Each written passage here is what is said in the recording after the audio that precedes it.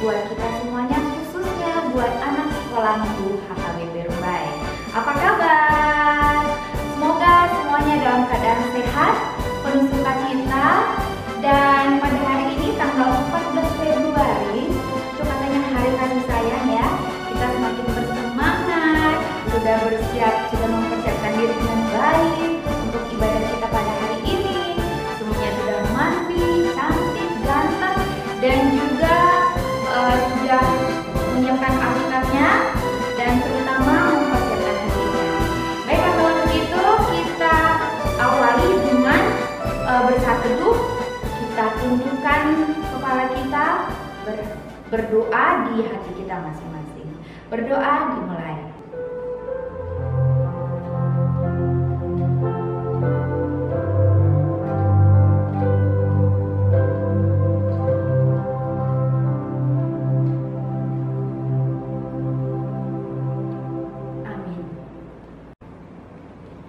Baiklah anak-anak, sebelum dibuka dengan doa pembuka oleh Ibu Nova, kita angkat pujian dari lagu yang berjudul Hari Ini, Harinya Tuhan. Kita nyanyikan bersama dengan penuh sukacita.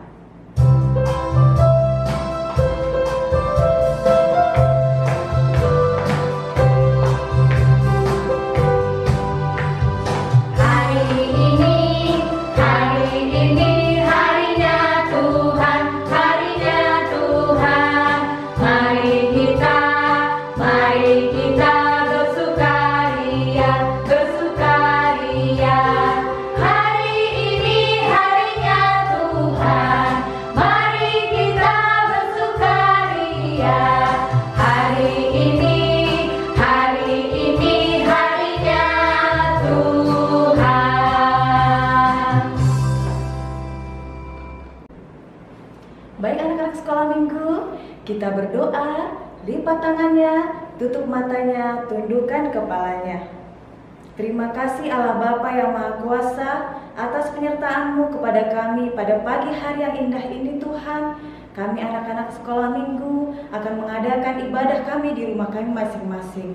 Berkati kami Tuhan dalam setiap ibadah kami. Kami boleh bernyanyi, boleh bersukacita, dan mendengarkan firman Tuhan dengan penuh sukacita. Ajari kami Tuhan, berkati kami.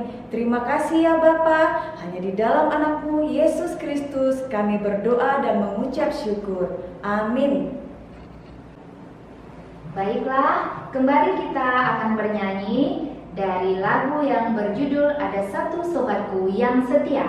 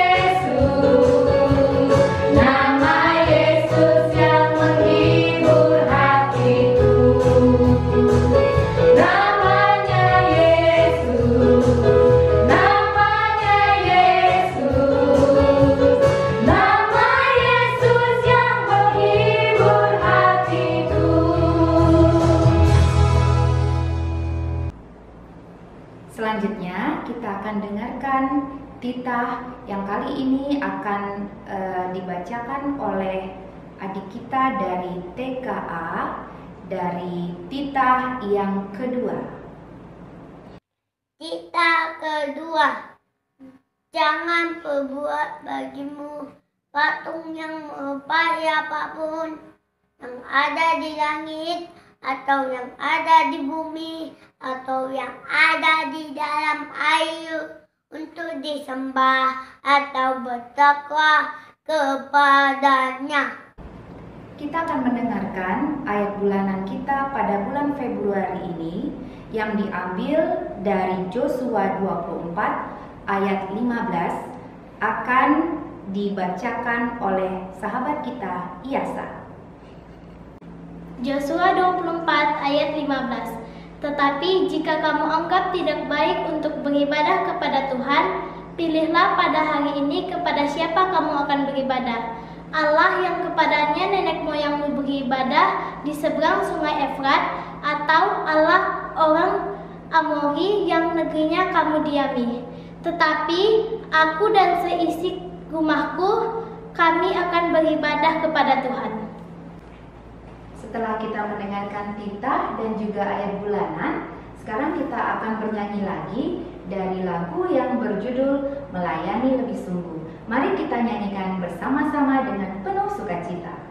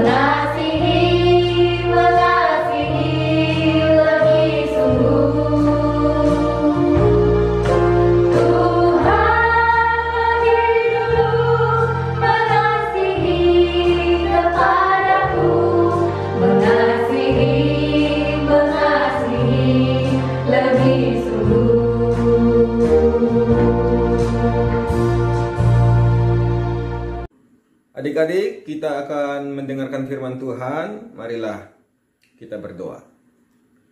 Damai sejahtera Allah yang melampaui segala akal, itulah yang memelihara hati dan pikiranmu. Di dalam Kristus Yesus Tuhan kita. Amin. Shalom adik-adik sekolah minggu. Salam sejahtera. Dan Amang mengucapkan selamat hari Minggu untuk kita semua. Firman Tuhan untuk kita pada minggu ini tertulis dalam kitab Yesaya pasal 53 ayat 3 sampai ayat 7. Adik-adik, kita membuka kitab Yesaya pasal 53 ayat 3 sampai ayat 7. Amang akan bacakan untuk kita semua. Ayat 3 dikatakan, ia dihina dan dihindari orang, seorang yang penuh kesengsaraan dan yang biasa menderita kesakitan. Ia sangat dihina, sehingga orang menutup mukanya terhadap dia, dan bagi kita pun dia tidak masuk hitungan. Tetapi sesungguhnya penyakit kitalah yang ditanggungnya, dan kesengsaraan kita yang dipikulnya. Padahal kita mengira dia kena tulah, dipukul, dan ditindas Allah. Tetapi dia tertikam oleh karena pemberontakan kita. Dia diremukkan oleh karena kejahatan kita. Ganjaran yang mendatangkan keselamatan bagi kita ditimpakan kepadanya. Dan oleh bilur-bilurnya kita menjadi sembuh. Kita sekalian sesat seperti domba. Masing-masing kita mengambil jalannya sendiri. Tetapi Tuhan telah menimpakan kepadanya kejahatan kita sekalian. Dia dianiaya, tetapi dia membiarkan diri ditindas, dan tidak membuka mulutnya seperti anak domba yang dibawa ke pembantaian. Seperti induk domba yang keludi di depan orang-orang yang menggunting bulunya. Ia tidak membuka mulutnya. Demikian firman Tuhan.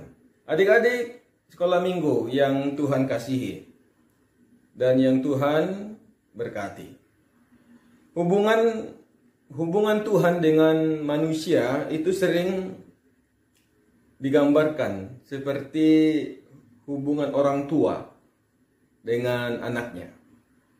Itu sebabnya kalau orang tua yang bertanggung jawab, itu, dia pasti tahu apa kebutuhan anak-anaknya. Jadi sama halnya adik-adik dengan sifat dan pribadi Allah. Allah yang kita kenal dan kita sebut dia Bapa. Allah di dalam Yesus itu kita sebut dia dengan Bapa. Dan dikatakan kita adalah anak-anak Allah. Karena kita punya Bapa, punya Tuhan yang sangat baik. Kita punya Tuhan yang sangat setia. Kita punya Tuhan yang sangat penuh kasih dan sangat bertanggung jawab adik-adik. Dan di dalam khotbah minggu ini kita akan temukan di mana letak betapa besarnya tanggung jawab Allah sebagai Bapa kepada kita semua, kepada adik-adik semua. Besar tanggung jawab Allah kepada adik-adik sebagai anak-anak Tuhan. Kita akan temukan dalam khotbah ini bahwa dia rela berkorban adik-adik. Dia mau dan rela berkorban demi kita semua. Amang mau buat contoh seperti ini. Amang mau kasih contoh. Ketika ada seorang anak yang nakal. Kalau ada seorang anak yang nakal, dia suka bolos di sekolah, atau dia bertengkar. Dia mau bertengkar dengan temannya di sekolah. Atau dia ketahuan mengambil barang temannya. Atau dia ketahuan melawan bapak ibu gurunya di sekolah. Kalau ada seorang anak yang melakukan itu, biasanya siapa yang bertanggung jawab? Siapa yang akan disalahkan oleh bapak ibu guru? Pasti orang tua masing-masing yang akan menerima panggilan. Ya kan adik-adik? Kalau ada seorang anak yang nakal, lalu sekolah akan mengeluarkan SPO namanya ya. Surat panggilan orang tua. Karena orang tua yang bertanggung jawab di kesalahan anaknya itu. Kenapa orang tua? Kenapa orang tua yang disalahkan? Kenapa orang tua yang bertanggung jawab? Padahal bukan orang tua yang melakukan kesalahan, tetapi anaknya yang melakukan kesalahan. Itu apa? Karena adik-adik, itu karena orang tua itu bertanggung jawab penuh. Orang tua bertanggung jawab penuh dalam kehidupan anaknya. Jadi orang tua pun memang harus mendidik. Sampai di rumah kita harus dididik, diberikan pengajaran yang baik, ditegur dengan penuh kasih, dengan penuh kesabaran, tanpa harus dengan kekerasan juga, dengan bimbingan yang baik dari orang tua, agar kita tidak mengulangi, agar anak itu tidak mengulangi lagi kesalahannya. Adik-adik, sekolah minggu sama dengan yang Tuhan lakukan dalam khotbah ini. Sebagai orang percaya, sebagai anak-anak Tuhan, kita juga sering, ya, kita juga sering sebagai manusia, kita sering membuat kesalahan. Kita sering berbuat dosa, adik-adik. Kita semua pernah tidak jujur. Pasti ada di antara kita yang pernah berbohong, berdusta. Kita juga pernah membenci orang lain. Kita pernah membenci teman atau saudara. Artinya ada banyak dosa yang telah kita lakukan di hadapan Tuhan. Tetapi siapa yang menanggung itu semua? Siapa yang menanggung dosa-dosa kita itu semua? Lewat khotbah ini dinyatakan, firman Tuhan katakan bahwa Tuhan yang menanggung semua itu. Kita boleh lihat kembali. Kita boleh lihat kembali, dikatakan dalam ayat 5. Yesaya 53 ayat 5. Di sana dikatakan, tetapi dia tertikam oleh karena pemberontakan kita. Dia diremukkan oleh karena kejahatan kita. Ganjaran yang mendatangkan keselamatan bagi kita ditimpakan kepadanya. Dan oleh bilur-bilurnya kita menjadi sembuh. Adik-adik, yang menjadi pertanyaan, mengapa Yesus lakukan itu? Mengapa Allah mau melakukan semua itu? Kalau dalam 1 Petrus pasal 2 ayat 21, firman Tuhan katakan, karena Yesus mau memberikan teladan yang baik. Tuhan Yesus mau memperlihatkan contoh yang baik bagi kita. Dan supaya kita juga mau mengikuti jejaknya. Jadi kalau Amang tanya tadi kenapa Yesus mau berkorban untuk kita semua, jawabannya adalah yang pertama supaya kita sebagai anak-anak Tuhan meneladani kehidupan Yesus. Yang kedua, supaya kita mengikuti jejaknya. Itu yang dikatakan di 1 Petrus 2 ayat 21. Jadi pesan khotbahnya adik-adik untuk kita minggu ini, yang menjadi pesan khotbah buat adik-adik semua, buat kita semua, tetaplah menjadi anak yang baik bagi semua orang. Takut akan Tuhanlah selalu. Jangan lupa bersyukur, karena kita tidak akan bisa hidup tanpa pertolongan Tuhan. Karena adik-adik semua tidak bisa hidup tanpa pertolongan Tuhan. Untuk itu, sebelum Amang tutup khotbah ini, Amang punya satu pertanyaan. Amang ada pertanyaan buat adik-adik supaya dijawab ya di rumah. Hanya satu pertanyaan, mudah, tidak susah. Boleh ditulis ya adik-adik ya, ditulis pertanyaannya. Apa arti nama minggu Estomihi? Hanya itu saja. Apa arti nama minggu Estomihi? Dan kalau boleh lebih jelas lagi, tuliskan di mana ayatnya. Ya. Di mana tertulis ayat arti nama minggu Estomihi. Nah, bisa dicari itu nanti di mana.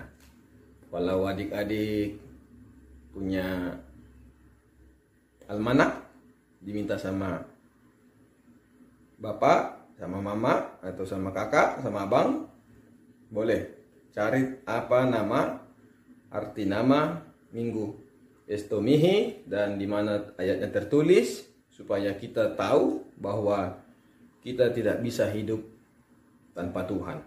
Amin. Tuhan Yesus yang memberkati adik-adik semua. Oras, oras, oras. Kita bersatu dalam doa.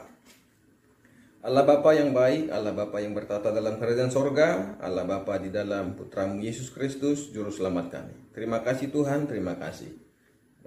Kami masih boleh memiliki napas kehidupan. Tuhan, kami masih boleh beraktivitas, kami masih boleh. Tuhan izinkan anak-anak-Mu di tempat ini masih boleh beribadah, walaupun masih dalam ibadah online. Tuhan, Engkau melihat apa yang kami alami, apa yang kami pergumulkan. Kami sama-sama rindu untuk bersekutu dengan Tuhan di gereja dan bersama teman-teman kami. Tuhan, kami rindu anak-anak-Mu bernyanyi bersama, berdoa bersama, bermain bersama. Kiranya Tuhan sembuhkan kehidupan kami dan sembuhkan dunia ini dari pandemi COVID. Tuhan, terima kasih juga buat firman-Mu pada minggu ini yang mengingatkan kami bahwa hanya Tuhanlah sumber pertolongan. Kami tidak bisa hidup tanpa Tuhan. Biarlah kami juga menjadi anak-anak Tuhan yang baik, meneladani kehidupan Yesus sebagai Bapa kami yang tetap membimbing kami, menegur, mengingatkan kami ketika kami salah. Tuhan ingatkan. Tuhan, terima kasih buat anugerah-Mu yang juga telah mengampuni segala dosa kami. Tuhan, kuatkan kami supaya kami tetap menjadi anak-anak yang takut akan Tuhan dan berbakti kepada orang tua dan menjadi berkat bagi orang lain. Terimalah doa dan permohonan kami. Di dalam Kristus Yesus kami berdoa dan mengucap syukur. Amin. Baiklah, setelah kita mendengarkan firman Tuhan yang baru disampaikan oleh pendeta kita, sekarang kita mengangkat lagu pujian kembali yang berjudul Yesus Sayang Padaku.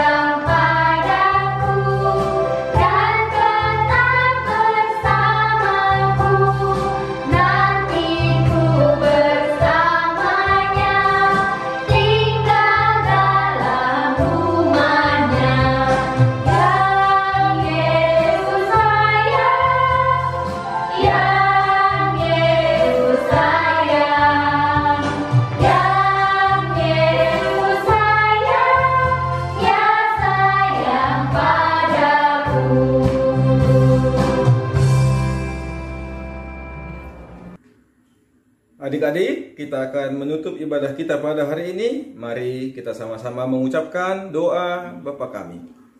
Bapa kami yang di sorga, dikuduskanlah namamu. Datanglah kerajaanmu. Jadilah kehendakmu di bumi seperti di sorga. Berikanlah kami pada hari ini makanan kami secukupnya. Dan ampunilah kami akan kesalahan kami, seperti kami juga telah mengampuni orang yang bersalah kepada kami. Dan janganlah membawa kami ke dalam pencobaan, tetapi lepaskanlah kami daripada yang jahat, karena Engkau yang mempunyai kerajaan dan kuasa dan kemuliaan sampai selama-lamanya. Amin. Tuhan memberkati engkau dan Tuhan melindungi engkau. Tuhan menyinari engkau dengan wajah-Nya dan memberikan engkau kasih karunia. Tuhan menghadapkan wajah-Nya kepadamu dan memberikan engkau damai sejahtera. Amin. Amin. Amin.